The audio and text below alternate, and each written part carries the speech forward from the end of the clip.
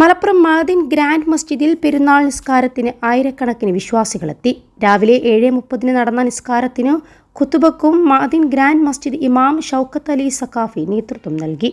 SYS സംസ്ഥാന committee അംഗവും Ma'din model academy പ്രിൻസിപ്പാളുമായ Abdul Jaleel Saqafi Kadalundi Eid സന്ദേശം നൽകി. ആഘോഷങ്ങൾ ആഭാസങ്ങളാകാതെ നാടിനും സമൂഹത്തിനും ഗുണപരമായ കാര്യങ്ങളിൽ വ്യാപൃതരാവണമെന്നും എല്ലാ വിഭാഗം ജനങ്ങളോടും സ്നേഹത്തോടെയും സൗഹാർദ്ദത്തോടെയും പെരുമാറണമെന്നും പെരുന്നാൾ സന്ദേശത്തിൽ അദ്ദേഹം പറഞ്ഞു.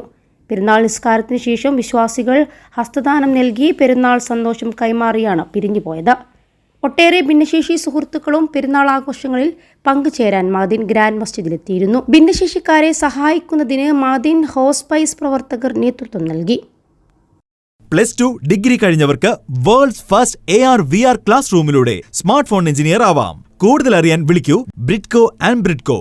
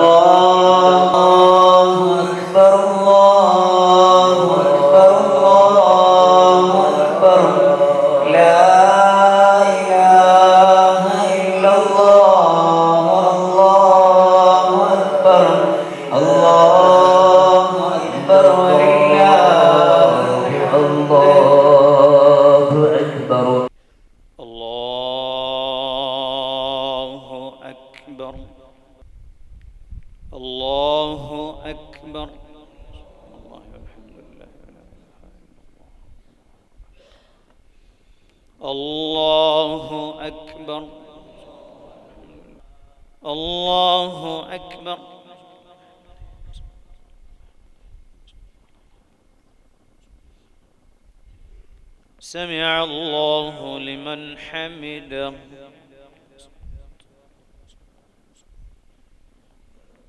الله أكبر.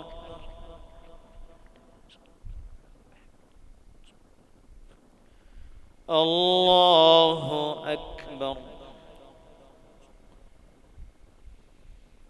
الله أكبر.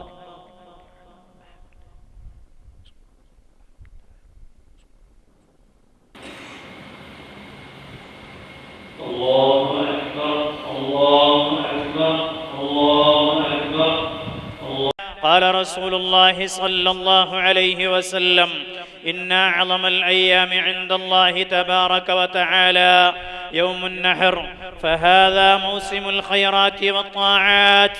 قصد فيه الحجاج بيت الله الحرام، ووقفوا فيه بعرفات، وصام الصائمون، واجتهد المجتهدون، ففازوا بالنعيم والجزاء الأوفى. الله أكبر. الله أكبر. الله أكبر. لا إله إلا الله. الله أكبر. الله أكبر ولله الحمد.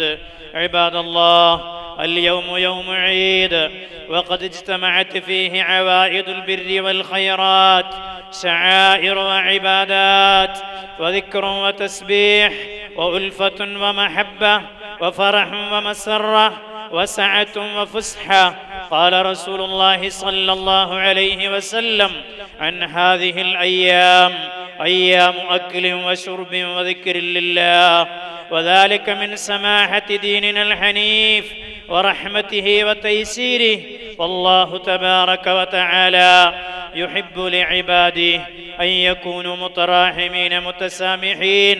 قال رسول الله صلى الله عليه وسلم: ارحموا ترحموا، واغفروا يغفر الله لكم. اللهم اجعل عيدنا هذا عيدا سعيدا واهدنا للعمل الصالح والقول الحسن إن أنفع ما حفظته القلوب والأذهان كلام رب العالمين. الله أكبر الله أكبر الله أكبر لا إله إلا الله الله أكبر الله أكبر ولله الحمد. اللهم اغفر للمؤمنين والمؤمنات والمسلمين والمسلمات الأحياء منهم والأموات إنك مجيب الدعوات وقاضي الحاجات. طيب ثرانا وثراهم واجعل الجنة مأوانا ومأواهم. اللهم أعز الإسلام وانصر المسلمين. اللهم طول أعمارنا وأعمار والدينا وأعمار أساتذتنا لا سيما عمر أستاذنا مع الصحة والعافية والسلامة والتقوى يا رب العالمين. ത്യാഗത്തിൻ്റെയും ആത്മസമർപ്പണത്തിൻ്റെയും മാനവികതയുടെയും കരുത്തിൻ്റെയും അതിജീവനത്തിൻ്റെയും 1000 സന്ദേശങ്ങൾ അയവിറക്കിക്കൊണ്ട് മുസ്ലിം ലോകം ബലിപെരുന്നാൾ ആഘോഷിക്കുകയാണ്. ബലിപെരുന്നാളിൻ്റെ ആഘോഷം ലോകത്തിൻ്റെ വിവിധ ഭാഗങ്ങളിൽ നടക്കുമ്പോൾ പ്രിയപ്പെട്ട സഹോദരന്മാരെ, വർത്തമാനകാലത്ത് നാം അഭിമുഖീകരിക്കുന്ന ധാരാളം വിഷയങ്ങളിലൂടെ സ്വാഭാവികമായും കടന്നുപോകും. വളരെ ഖേമമായി, വളരെ മാന്യമായി, വളരെ ആവേശത്തോടുകൂടെ ഈ വിശുദ്ധ ബലിപെരുന്നാൾ നാം ആഘോഷിക്കുമ്പോഴും ബലിപെരുന്നാൾ ആഘോഷം ഒരു സ്വപ്നമായി മാത്രം കാണുന്ന വലിയൊരു ജനത ലോകത്തിൻ്റെ വിവിധ ഭാഗങ്ങളിലുണ്ട്. ബലിപെരുന്നാൾ നൽകുന്ന ഏറ്റവും വലിയ സന്ദേശമെന്ന് പറയുന്നത് ജീവിക്കാൻ പ്രയാസപ്പെടുന്ന മനുഷ്യർക്ക് കരുത്തേകുന്ന സന്ദേശമാണ്. ഭൗതിക ജീവിതമെന്ന് പറയുന്നത് നമ്മുടെ നിയന്ത്രണത്തിലല്ല എന്ന് നമുക്കൊക്കെ അറിയാം. നാം പ്രതീക്ഷിക്കാത്തത്, നമ്മെ ആശങ്കപ്പെടുത്തുന്ന, നമ്മെ ആലോസരപ്പെടുത്തുന്ന, വല്ലാതെ നമ്മുടെ മനസ്സും ചിന്തയും പതറിപ്പോകുന്ന, ഒരുപക്ഷെ കരുത്തില്ലെങ്കിൽ ജീവിതത്തിൻ്റെ മുന്നിൽ പിടിച്ചു നിൽക്കാൻ പോലും സാധിക്കാത്ത തലത്തിൽ പലപ്പോഴും അപ്രതീക്ഷിതമായ പലതും ഈ ഭൗതിക ലോകത്ത് അഭിമുഖീകരിക്കാൻ മനുഷ്യൻ നിർബന്ധിതനാണ്. കഴിഞ്ഞ ഒരാഴ്ചയായി കേരളത്തിലെയും ഇന്ത്യ രാജ്യത്തെയും മനുഷ്യരെ മുഴുവനും വേദനയിൽ ദുഃഖത്തിലാഴ്ത്തിയ കുവൈത്തിലെ ദുരന്തം നമുക്കറിയാം. പ്രതീക്ഷകളുടെ എല്ലാ സ്വപ്നങ്ങളും ആഴ്ചകൾക്കിടയിൽ നഷ്ടപ്പെട്ടു പോയ, ജീവിതത്തിൻ്റെ വലിയ പ്രതീക്ഷകളായി കണ്ട മക്കൾ, രക്ഷിതാക്കൾ, അല്ലെങ്കിൽ ഭർത്താവ് നഷ്ടപ്പെട്ട കുടുംബങ്ങളുടെ വിലാപങ്ങൾ, ആ വിലാപത്തിൻ്റെ വേദനകൾ നമ്മുടെ മനസ്സിൽ നിന്ന് മായാതെ കിടക്കുകയാണ്. കഴിഞ്ഞ 250-ലേറെ ദിവസമായി ഫലസ്തീനിലെ ഗസയിൽ, ഫലസ്തീനിൽ അവിടെ നിന്ന് കേട്ടുകൊണ്ടിരിക്കുന്ന ഓരോ രാത്രിയും ഓരോ പ്രഭാതവും വെടിയൊച്ചകളുടെ, ബോംബിങ്ങിൻ്റെ, അതിക്രൂരമായ കൊലപാതകങ്ങളുടെ കഥകളും കഥനക്കഥകളുമാണ്. ഉക്രൈനും വ്യത്യാസമല്ല. വിവിധങ്ങളായ രൂപത്തിൽ മനുഷ്യർ ഉണ്ടാക്കി തീർക്കുന്ന വിനകളോ അല്ലാത്തതിൻ്റെ പേരിൽ ജീവിതം സമാനതകളില്ലാത്ത പ്രതിസന്ധിയിലൂടെ കടന്നു പോകുമ്പോൾ അവിടെ പിടിച്ചു നിൽക്കാൻ എങ്ങനെ സാധിക്കുമെന്നാണ് ബലിപെരുന്നാൾ നമ്മെ ഓർമ്മപ്പെടുത്തുന്നത്. ഖലീലുല്ലാഹി ഇബ്രാഹിം നബി അലൈഹിസ്സലാമിൻ്റെയും തൻ്റെ പ്രിയപ്പെട്ട പത്നി ഹാജറ ബീവി റളിയല്ലാഹു അൻഹയുടെയും തൻ്റെ പൊന്നോമന പുത്രനായ ഇസ്മായിൽ നബി അലൈഹിസ്സലാമിൻ്റെയും ചരിത്രം അതാണ്. പ്രതിസന്ധികളുടെ മുന്നിൽ പിടിച്ചു നിൽക്കാൻ കഴിയാതെ കൂട്ട ആത്മഹത്യകൾ ചെയ്തുകൊണ്ടിരിക്കുന്ന വാർത്തകൾ നമ്മുടെ നാട്ടിൽ നിന്ന് നാം ഇപ്പോൾ ഏറെയേറെ കേട്ടുകൊണ്ടിരിക്കുകയാണ്. ആറ്റുനോറ്റി വളർത്തിയ കുഞ്ഞുങ്ങളെ കൊലക്ക് കൊടുത്ത്, ഭാര്യയ്ക്ക് വിഷം കൊടുത്ത് ഭർത്താവും തൂങ്ങി മരിക്കുന്ന അപൂർവമല്ലാത്ത വളരെ വർദ്ധിച്ചു വരുന്ന വാർത്തകളുണ്ടെങ്കിൽ, ഒരു വിഭാഗം ജീവിതം തന്നെ അവസാനിക്കുന്നുവെങ്കിൽ മറ്റൊരു വിഭാഗം ആളുകൾ ജീവച്ഛവങ്ങളായി ജീവിതത്തിന്റെ പ്രതിസന്ധികളുടെ മുന്നിൽ പിടിച്ചു നിൽക്കാൻ കഴിയാതെ ഒരു അസ്വസ്ഥപൂർണമായ ജീവിതത്തിലൂടെ മാത്രം കടന്നു പോകുന്ന അനവധി ഉദാഹരണങ്ങൾ നമുക്ക് നമ്മുടെ മുന്നിൽ, നമ്മുടെ നാട്ടിലുണ്ടെങ്കിൽ പ്രിയപ്പെട്ട സഹോദരന്മാരെ, ജീവിതത്തിൽ സമാനതകളില്ലാത്ത പ്രതികൂല സാഹചര്യങ്ങളെ അഭിമുഖീകരിച്ച ഒരു ഫാമിലിയാണ്, ഒരു കുടുംബമാണ് ഖലീലുല്ലാഹ് ഇബ്രാഹിം നബി അലൈഹിസ്സലാമിന്റെയും ഹാജറ ബീവി റളിയല്ലാഹു അൻഹയുടെയും തന്റെ പ്രിയപ്പെട്ട മകനായ ഇസ്മായിൽ നബി അലൈഹിസ്സലാം അടങ്ങുന്ന കുടുംബത്തിന്റെ ജീവിതം എന്ന് പറയുന്നത്.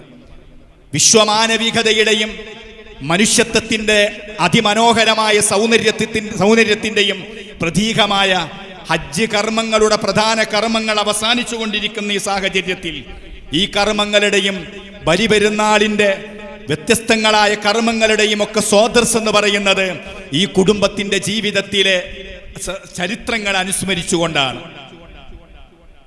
സ്വേച്ഛാധിപതിയും പണാധിപത്യത്തിന്റെ പേരിൽ സമൂഹത്തെ പട്ടിണിക്കിട്ട് അടിമകളായി കഴിഞ്ഞിരുന്ന നമ്രൂദിന്റെ തീക്കുണ്ടാരം, അഗ്നികുണ്ടാരത്തെ അതിജയിച്ച ഇബ്രാഹിം നബി അലൈഹിസ്സലാം എത്ര കരുത്തോടെയാണ് ആ സാഹചര്യങ്ങളെ താൻ അതിജീവിച്ചത്.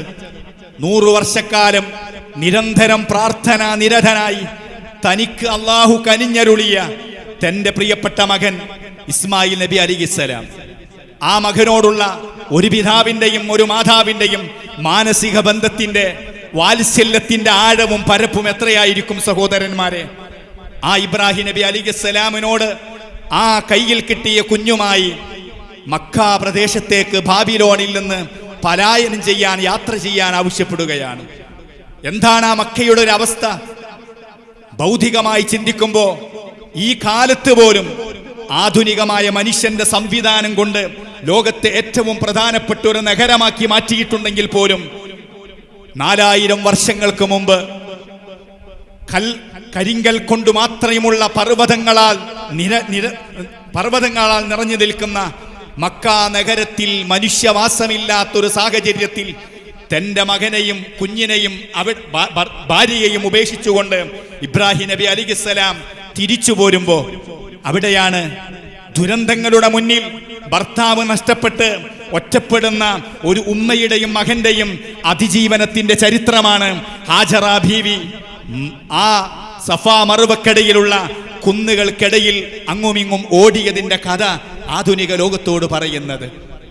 ഭർത്താവ് തിരിച്ചു പോകുന്നു.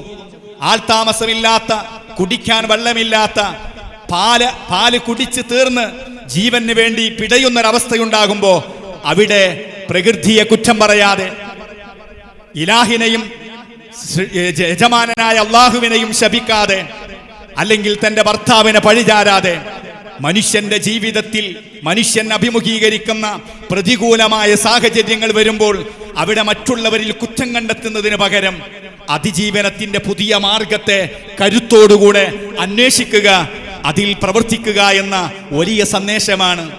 ആ അതിജീവനത്തിന്റെ ഫലമാണ് ലോകത്ത് ഇത്രയും കാലമായി നിലക്കാതെ പ്രവഹിച്ചുകൊണ്ടിരിക്കുന്ന ഇസ്മായിൽ എന്ന മകൻ കാലിട്ടടിച്ച സ്ഥലത്ത് നിന്ന് ഉറവ് വെട്ടിയ സംസം എന്ന് പറയുന്ന അതിമനോഹരവും വിശുദ്ധവുമായ തീർത്ഥ പാനീയത്തിന്റെ ചരിത്രം നമ്മോട് പറയുന്നത്.